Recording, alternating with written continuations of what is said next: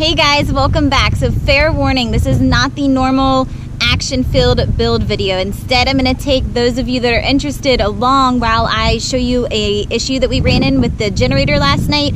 I'm also going to take you down to the barn to see the predator that I caught in the trap I set last night.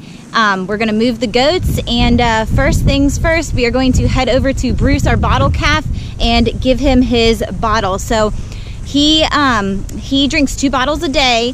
2 quarts of warm water each time. They need to be heated to between 102 to 105 degrees. He gets 3 scoops of milk replacer that is basically, it smells like a vanilla protein shake. And then I throw an egg in there. So let's head over, let's feed him, and then let's go check out the rest of the stuff that's going on around here. All right, Brucey, good morning, buddy.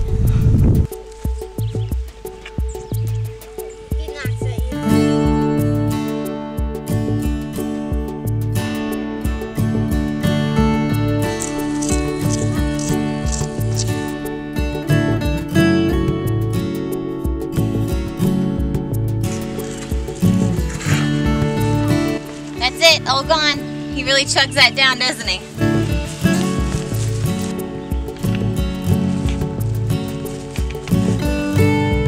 You got the calf bottle? Yeah.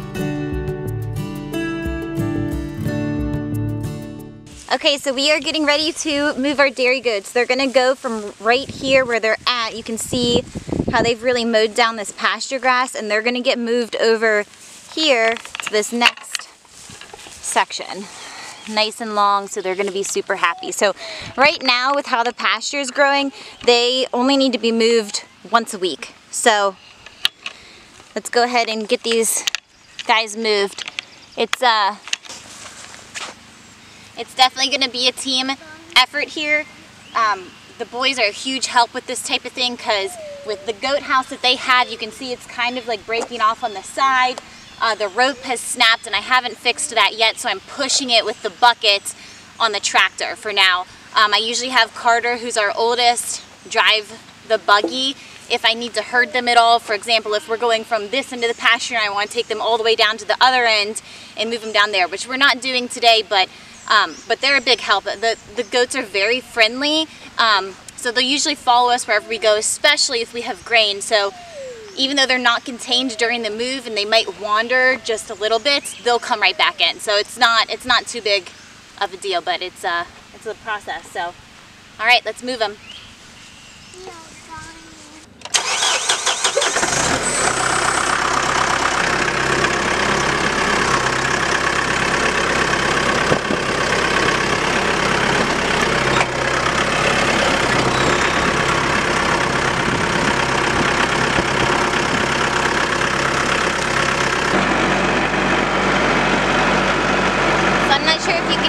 But you can see I've got her, the little one, buckled into the buggy is off, and those boys are over there. So obviously it goes without saying just how dangerous tractors can be, and the kids and I have to have excellent communication, and I always need to be able to see where they are and what they're doing. So that is top priority.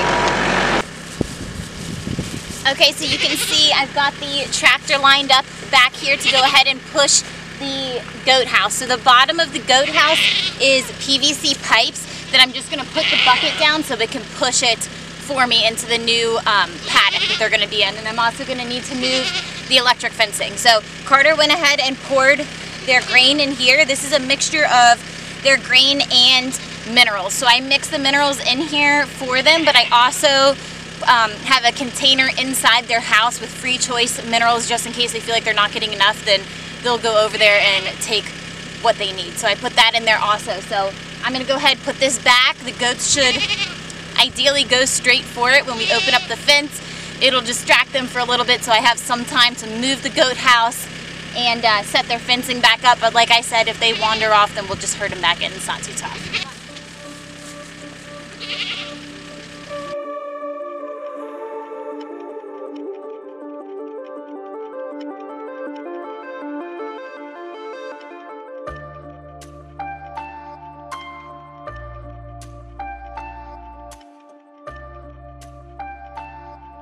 Mommy, this is the tractor goat house, but it's even easier because I'm going to push it up here, and then we'll come back with a nice touch, okay? You sit in the buggy for me, buckle in, and then when we're all done, we can do a nice touch. It's tough being two. You just want to play with the goats. They will pet them after Mommy moves them.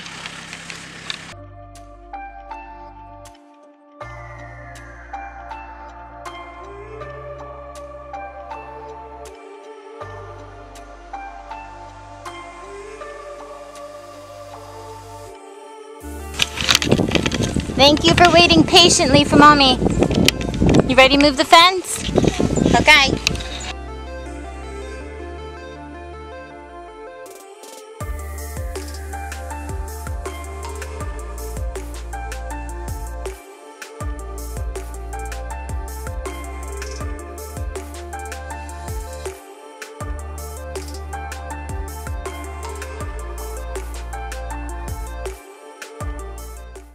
Okay, so the fence is set up, house is moved, everybody's back in.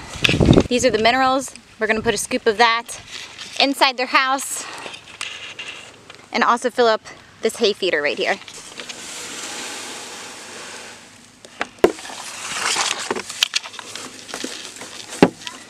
Free choice minerals, good.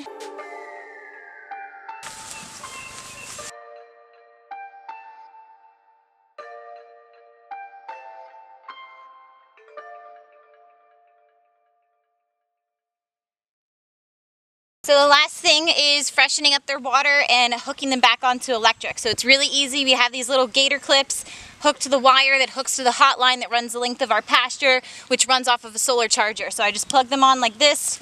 The fence end plugs on to our hot wire. And that will zap you pretty good if you touch it, so.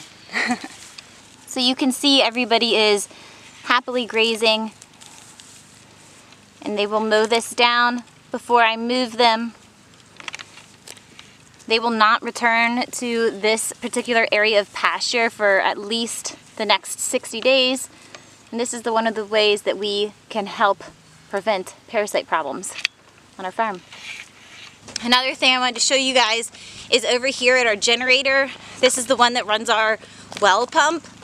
And this is the last thing that you want to deal with at the end of a day when all you want to do is take a shower, and you already know it's not going to be a really nice shower because it's inside of an RV with no water pressure and a very, very limited amount of hot water. But this is what we came out to last night in the dark when we had to fill up our RV.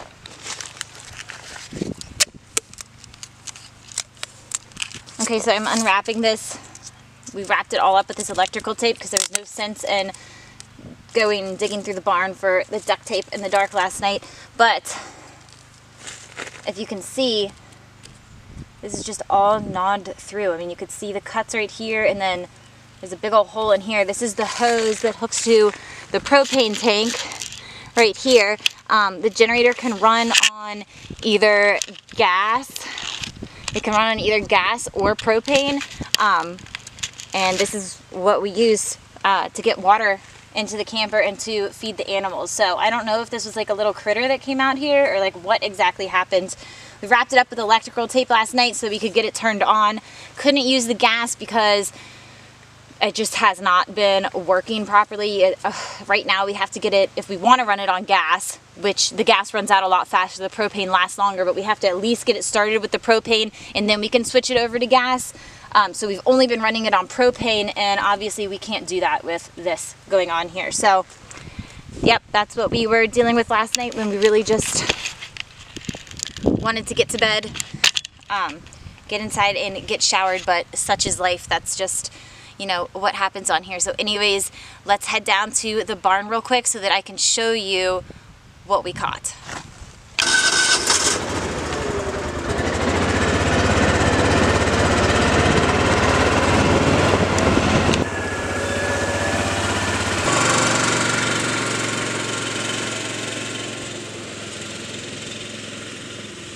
We're here, guys.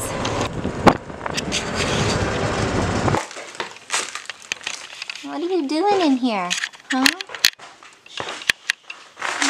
Look who it is, and he's been ripping up all this plastic behind him. You see him? Hey, back up. You can't put your fingers in there. Look at this guy.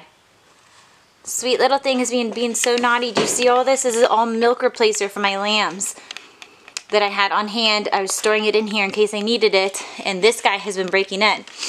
These right here are where I keep my feed so that nobody can get in it, and now I'm having to jam it down so tight. I gotta work to get it off. That's where the feed is at, but this little guy's been coming in here. Drop it, babe. Look out, I'm gonna close it. He's been coming in here and taking the lids off. And then he got into my milk replacer once I secured the lids. So, yes, this little guy has been wreaking havoc, and he's gonna have to go. Back up, baby. So we caught him. Okay, so barn is locked up. Yes, that little guy, the first thing he did was he took out one of our chickens who didn't go back into his little eggmobile at night, and then he started going into the barn. So we're gonna wait for Josh to get home before we handle him. But we've got to head back up because I have some more show-shuggy bonding to do that I'm not excited about, but it's got to get done. So we're going to head back up there and handle that. Let's see if I can get the little one in here. Most of the time she likes to just run the length of the farm. It's crazy. I don't know. That's why she's so exhausted at night, which is good for me, right? Ellie, are you running? Yes. Okay. We'll meet you up there.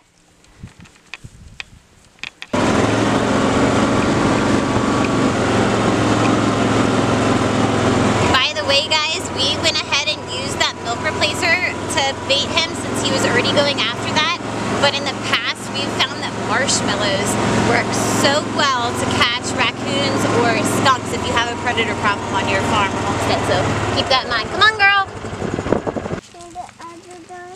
Yeah, we'll go over there. So here's our scrap wood pile. I think I'm going to dig some of this stuff out. Maybe some of these guys right here so I can just burn it on the ground. This is the next dormer that we're doing. I feel like this scrap wood pile, I mean, it's big, but it's not that big considering this is everything from the entire house build up to this point. Like raising the A's, the framing, the roof sheathing, both of the dormers, the floor joists, like the whole nine. So anyways, we've been able to reuse a lot of this wood. A lot of it will be able to burn, you know, in the wood stove and whatnot, but for now, just to make it easier, some of these long ones right here I can probably just dig out and put on the floor over here just to make it a little bit easier so my arms are not totally burning. So let's get those out. You want help? Okay, ready? Thank you. Couldn't do it without her. Yeah, that's good.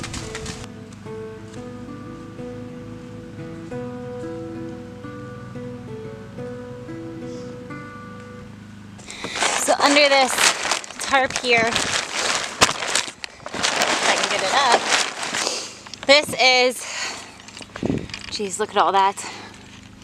This is what we have left to burn all the way under here. The front side of the house right here is going to be all windows and glass, so we're not putting siding on this. The back side is going to have siding though, and so is this dormer, so, oh man. I'm not looking forward to this. Okay, so on to burning. So we got this little dolly thing, I think from Tractor Supply, and it just straps this guy right in there. It makes it really easy so I can just tow him along and not be carrying him everywhere. Turn him on. Do you guys hear that siren? Our little town has a siren that goes off. What time does it go off at, Carter? It goes off at like lunch, like noon? And when else? 5 o'clock. Noon and 5 o'clock. That little siren goes off. Old school, right? Okay, so get the gas. You can hear the hiss. Can you guys hear that? Pump this little button right here. Then you can adjust it for how much you want. So, all right, time to go.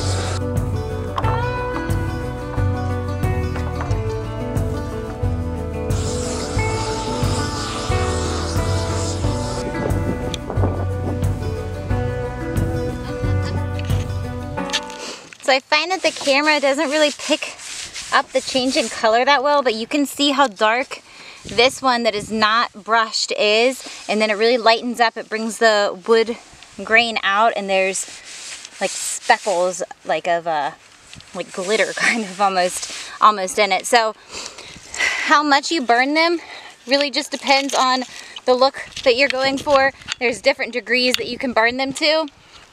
It's really just personal preference. And the only reason that we put the seal on them is really just for aesthetics. It darkens it up a little bit more. They're protected just from the charring that's done on them, so they don't need to be done with that. And I don't think that it's traditionally done. We just really do it because we like the way that it looks. So some people do a really light burn on them, and then they go in there with like different color stains, and it looks really, really cool. So it's all just what people like.